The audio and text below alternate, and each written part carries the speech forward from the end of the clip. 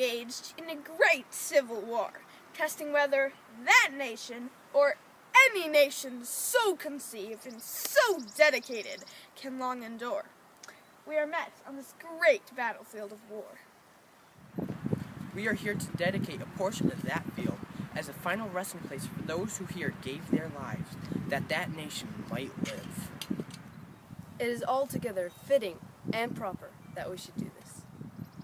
But in a larger sense, we cannot dedicate, we cannot consecrate, we cannot hallow this ground.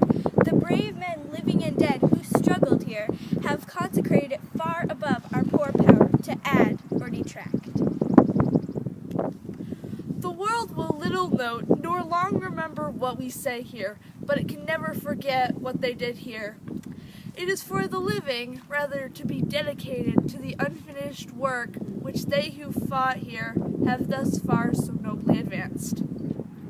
It is rather for us to be here dedicated to the great task remaining before us, that from these honored dead we take increased devotion to that cause for which they here gave their last full measure of devotion.